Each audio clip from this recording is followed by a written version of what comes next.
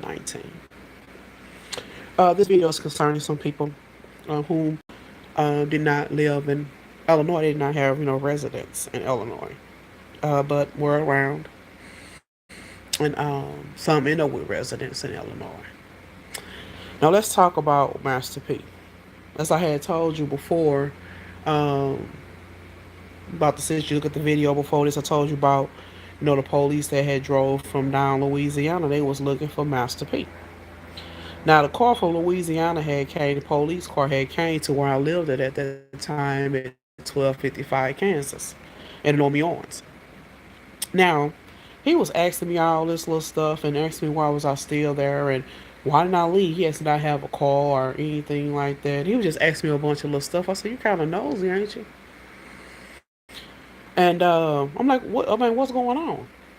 And they said they was looking for a such and such name. And I was like, oh. He said he described. I said, oh, you talking about P? We call him P. He said like I said. He said Pete. I said no, P like the alphabet P. That's what everybody had been calling him. I said, oh no, he worked in my restaurant, Church is Chicken. And he was like, the Church is Chicken. I said, yes, I think I done heard of that before. And he said, matter of fact, I passed by one. I said, where mine? I said, well, I have one right down the street. And I had one up there, P1 there. And later on that night, as I told you, Sergeant Randolph had talked to that man and so forth. They was trying to figure out what was going on due to the fact that somebody was in college and some situations, some altercations had occurred. And they said it was P. Okay. And they was like, well, how did your some about some identification and some other stuff that happened down in Louisiana. And so make a long story short, uh, things that happened. So Mariah and Carey had ended up coming around. Remember she was dating old dirty bastard, and she supposedly had a baby, and she supposed to had a baby that supposed to had ended up somewhere in East St. Louis, and she was trying to act like her child got kidnapped because she was saying, and she was blaming it all on old dirty bastard. And because she said she shouldn't have, she said she didn't want no baby by him and this, that, and the other. And I had one off on her. I say, damn. I say, because you don't get along with the child father or something. I say, if you know you ain't like him like that, why you ain't put no condom on? They got other stuff you can use and spermicides and all that stuff. And she gave me a look like, you know, what did you think I was going to say? You know? So, uh, Maxine was out there, the one everybody thought that was Nelly Cuz. Like I said, we all had been knowing each other. And Maxine was cussing out too. She was like, damn, why you keep having sex? Y'all just had sex again and again and again. Why you keep having sex with him then? So that's why when everybody started seeing the videos with him in the videos with her, she was like, it was like I told her she full of crap. She probably just wanted her own kids dead anyway, because that wasn't making no sense. And so forth like that. So anyway, for some odd reason, before the altercation occurred, where I had beat up Robin Boy, the one they called Robin Boy, Deisha, um,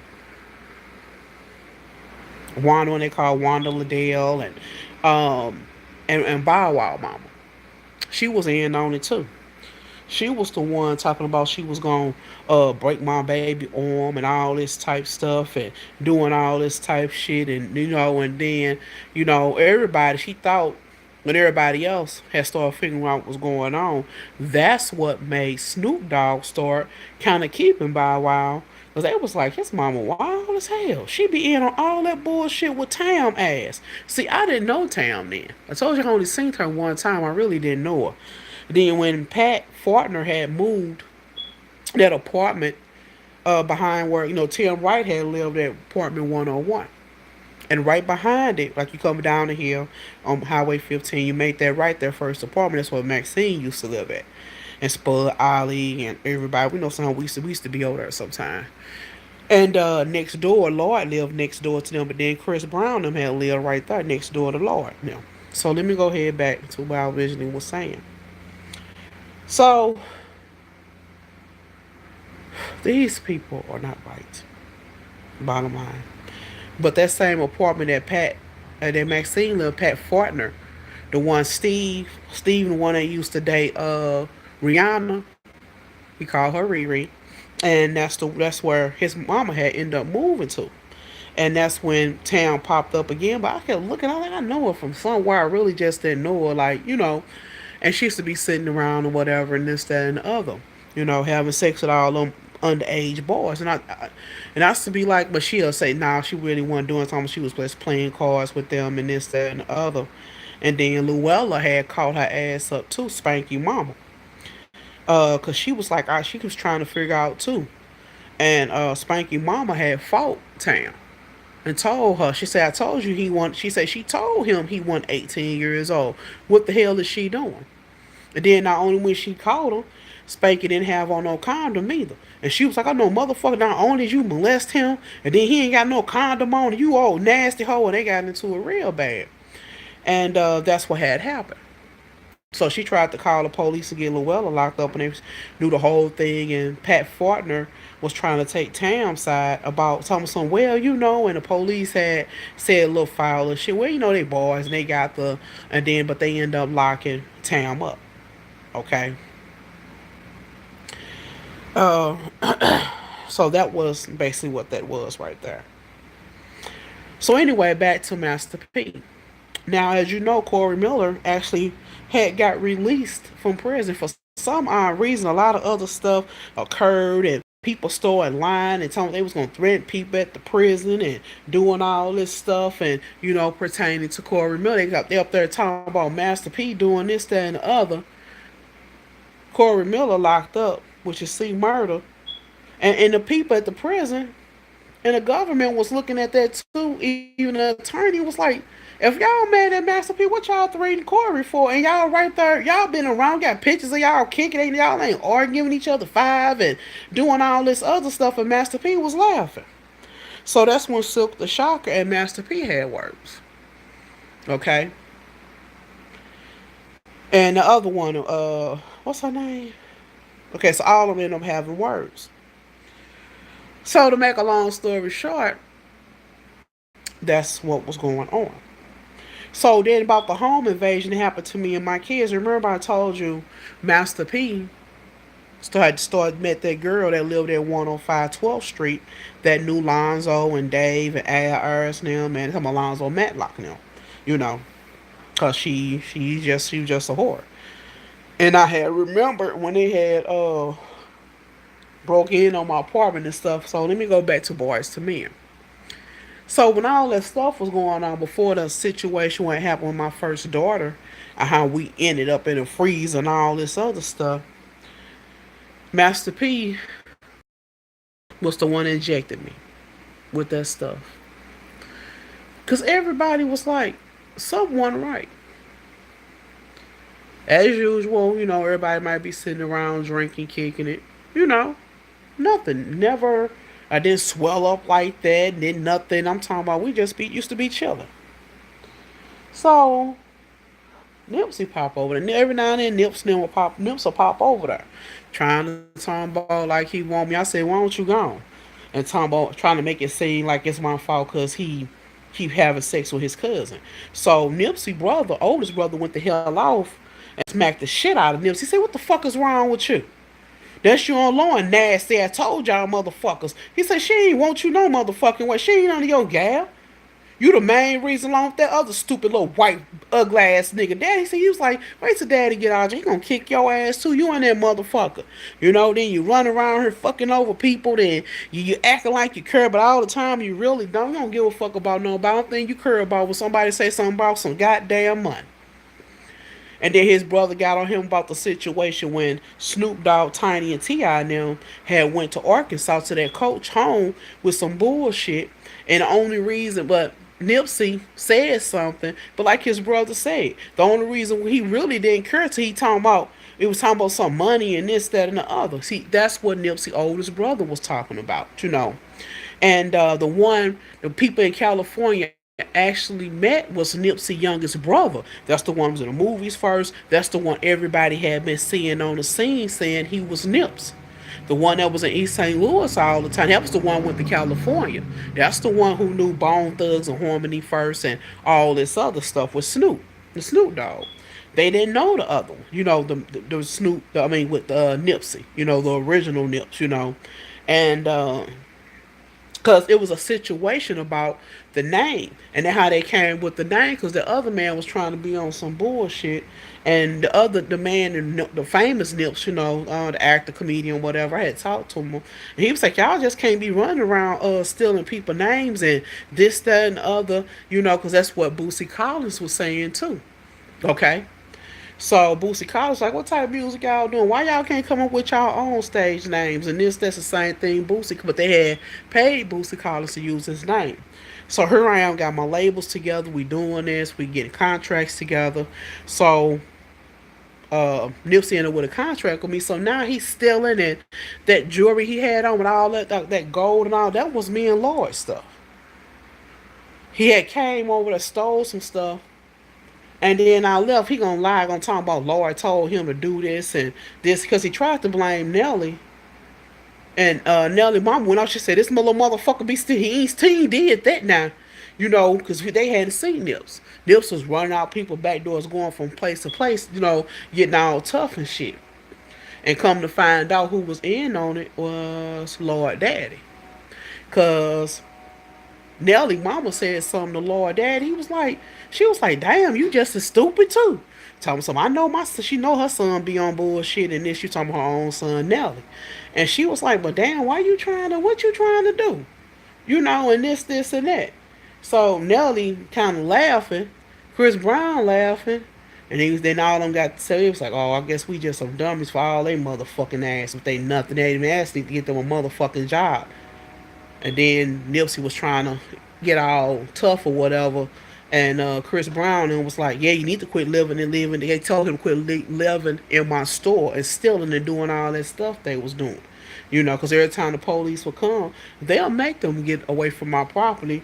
And then they'll just come back like ain't nobody said shit to them. You know what I'm saying? Like they just had fart brain all of a sudden. And then when Lauren London realized that Snoop Dogg realized that the police weren't playing, you know, that's when they had, stayed away and they had stole stuff out of my store. And I told you about the little fight that happened when I had fought all of them.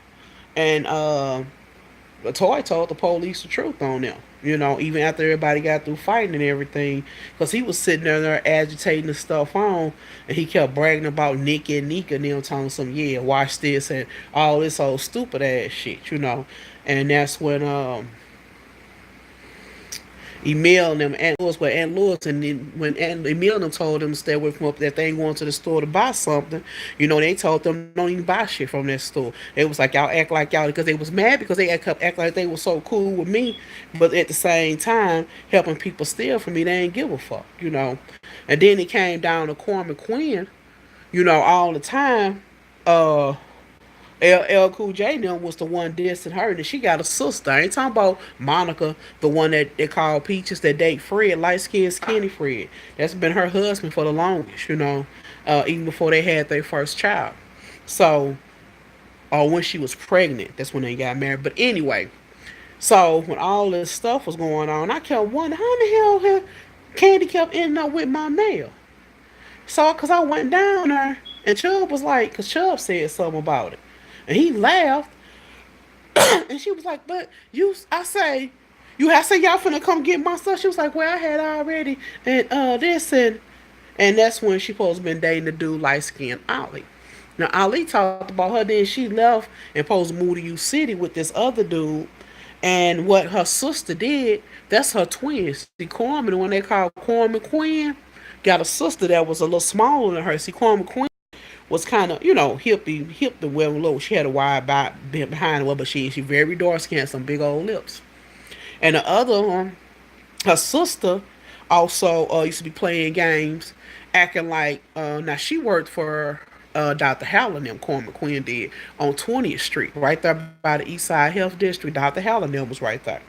And when Ricky Perry knows and didn't know what the hell really what was going on, Cause he going there asking them stuff, but at the same time he wasn't helping the situation, and even to the point, uh,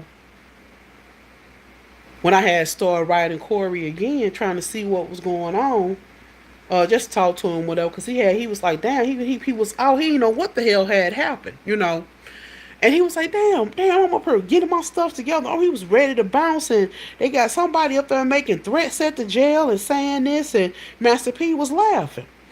And Romeo was mad too, because Romeo was like, man. And he was mad because him and Master P had some words. And Master P always kept throwing up in his face how he always took care of him and this, that, and the other, you know. But actuality, Romeo Mama and Mr. Extravagant, uh, Mama had asked them, told them to come over there to live with us, and she was like, "Well, since you got Bruno and them and all of them be there, she say, girl, just put them all in one room, and she'll come over there, she'll bring food over there and this, that, and other, cause she knew, at least she knew where they was at. So when they laid their head down, she knew where they was at, and that's what it was. But I ain't see his mama again until after my son got kidnapped in 1992, and I see at the hospital. So that was that. Her and Kevin Gates and everybody was up there, and we was but back to Boys to Men. So they up here lying on Boys to Men, talking about they was trying to do this and trying to do something with. Wasn't nobody talking about killing nobody. Wasn't nobody talking about doing this. The only thing Boys to Men was asking them, because two of the ones in Boys to Men was a little skeptical about some people in their own family, and they kept wondering, considering the stuff I was going through, and they thought about their own lives and their own family. They was asking them how could they go about checking to see if anybody left them something in their family, because they know certain people had them die, like their grandmamas or granddaddies, or somebody, and and the way certain things was going. And one of them did find out. So one of them was like, "Oh, they was like, oh, mom, why you ain't tell me this?" And she was like, "Well, I told you, because they was talking about how he was wondering how they got that house they had. It wasn't like no big old house. They just she ended up getting the house and stuff." And she said that's why she had furnished their house and this, that, and the other. And she only when she had left, she split, with them, with him and his sisters or whatever. Then the other one, the one with the deeper voice, was kind of upset, uh, because at the same time he still was fending and taking care of himself, and he was mad because whoever left them the money, he was living with them, but he was like, damn, they ain't have to play him like that. They could have just gave, he could have cashed it himself. He was a little mad. So that's what it was about. There wasn't no funeral that day. It wasn't none of that. They was just trying to take care of their business. And what he ended up doing, he just used the phone to Austin Funeral Home and called, just to see. And I think he had the man officer, he had them make a copy of his ID and stuff so he could mail it off to the insurance company. He had to list all addresses he lived at, and how did he know the person that died, and all that type of stuff. And that's what it was. And but he had proof too that he hadn't even been with whoever he was living with all that time. And because I think he had been in juveniles most of the time when he was a kid and stuff like that. Anyway, but he was able to straighten out his affairs, and that's basically what it was. But like I said, told you about Mariah Carey, all them or whatever, and the thing was that a lot of people, so that was that. But to make a long story short, when they called Kwame Quinn, she was doing a lot of stuff she had no business doing. Her and her sister, you know. Now, after my son got kidnapped, I had ended up going over there. They used to live on Shipley, over there in Parkside. I ended up going to chill up there. Little man was there. And Kwame, the one that actually was the phlebotomist, the one that draw blood at the clinic where Dr. Heller was at over on 20th Street, she was the one that was living there. And I don't know, we didn't know. I'm like, Chubb, something ain't right. He laughed. He was like, I know. He said, I don't know what the hell. And I said, Theola, what's going on? Theola wanted to say, I'm like, ain't that Ollie, the son, the one they called Dre? So why she got Dre And we didn't nobody know where Corman was at. Oh, she was like, they in jail or something. And then Chubb kept wandering, time steady passing.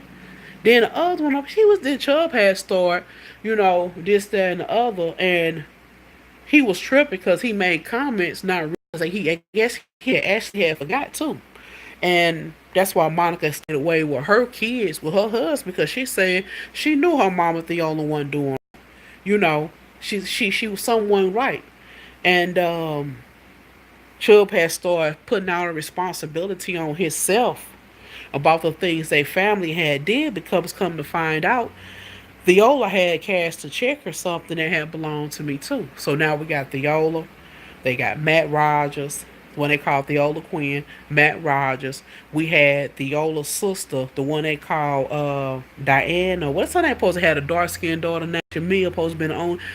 What's her name? Dark skin, her supposed to be her niece Shamia. All of a sudden, now she popping, supposed to had a niece named Shamia.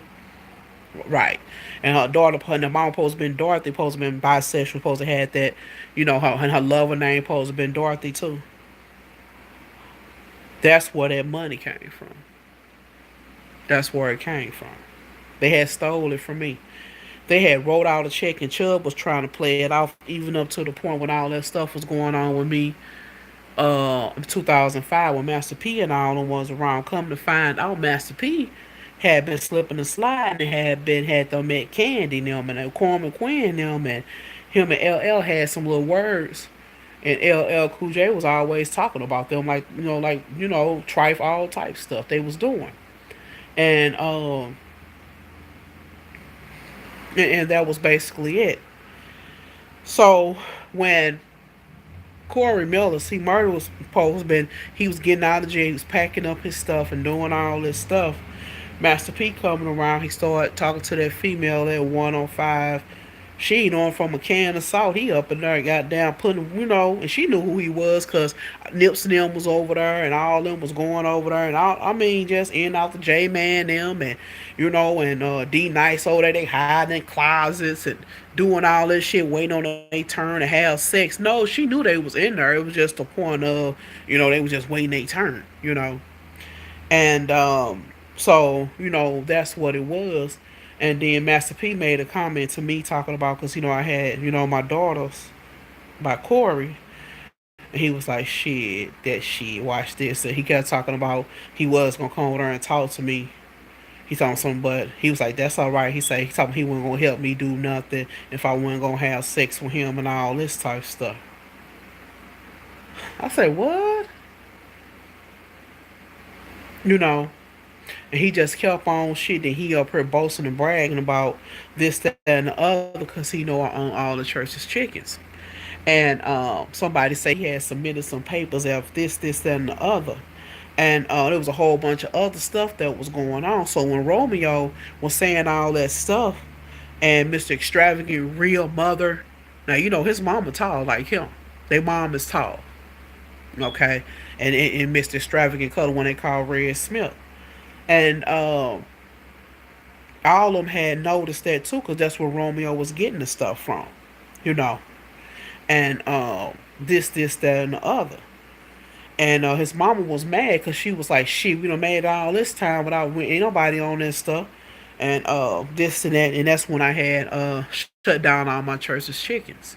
The only reason they had ended up opening, I had told Lonnie Clarence Hunt at that time. I didn't even know his name. So I said I seen some guys with some trucks. I said, "Come on, we're gonna go out to my church's chickens and do this and do that and da da da da da." And the man on State Street that was running my one across the street from New York Cleaners on 4th at 59th, now he abided. And he tried to open back up because somebody came up there. He said he wasn't finna get in that shit. And he said, forget it. He understood. He was like, he kept it boarded up because he know what I say. He say, that didn't make no damn sense. And it's been boarded up ever since. Did nobody die there? Did nothing go on? It was just, that's what happened. But like I told you, and I told you how me and Master P had kept getting into. I told you about the situation with Webby and them and all this other stuff and this, that, and the other. And the whole situation about Corey Miller, wasn't nobody. They knew when they checked out Master P.